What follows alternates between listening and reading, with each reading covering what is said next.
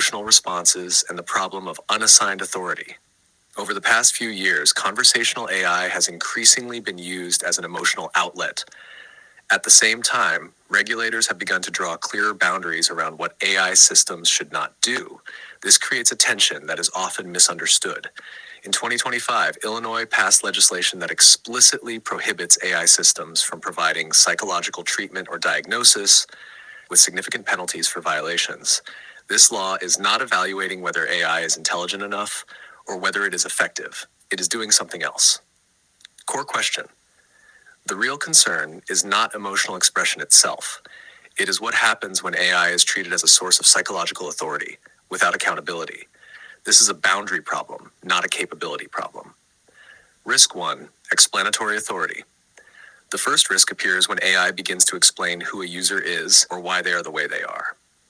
When a system starts attributing distress to trauma, internal mechanisms, or stable personality traits, the issue is not accuracy. The issue is role. At that point, it is no longer a tool. It is occupying a clinical explanatory position. Risk 2, confirmatory responses.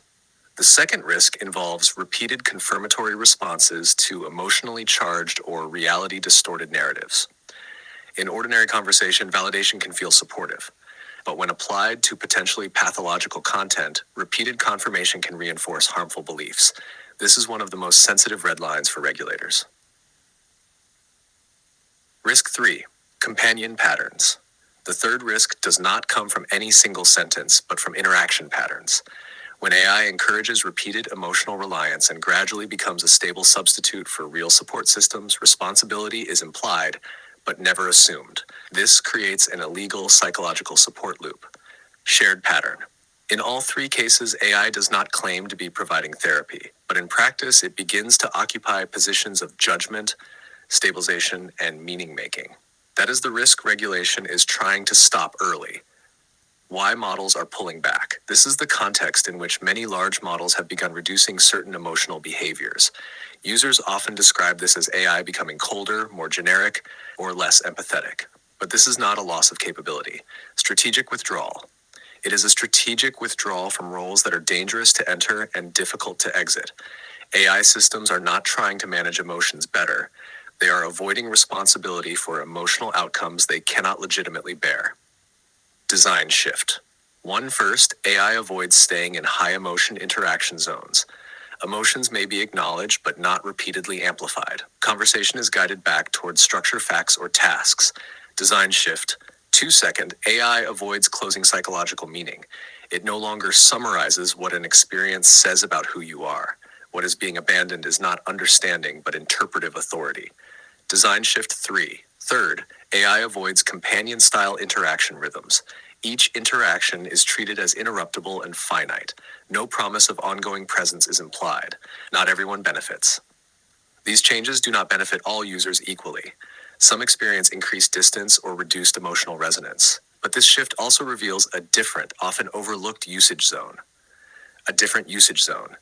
When users are not seeking comfort, validation, or companionship, but instead need a structural cognitive tool, this restraint becomes an advantage. Personal use case neutral. In my own use, AI was not needed for emotional reassurance or interpretation. Emotional framing would have redirected attention away from the task. What occupied cognitive resources was not unresolved emotion, but long unstructured personal material that had never reached cognitive closure. What was needed? What was needed was high-capacity, depersonalized cognitive assistance. Structure, categorization, boundary alignment, risk avoidance as a result. Because no explanatory or stabilizing authority was requested, psychological risk was naturally avoided. The task was completed efficiently, without crossing regulatory or ethical boundaries. Redefining emotional value. Only after these boundaries are clear does the question of emotional value make sense. The answer is not rejection, but redefinition.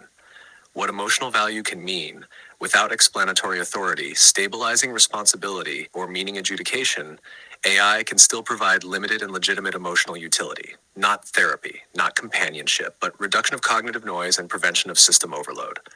3 constraints. That utility exists under 3 constraints. Emotion labeling, not explanation. Emotion acknowledgement, not judgment. Emotion buffering, not dependency. Final boundary.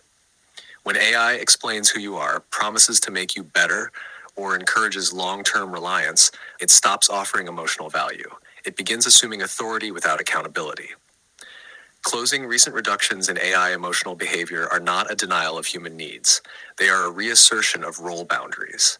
Only by remaining a tool can AI remain usable in emotion-adjacent domains without becoming a systemic risk.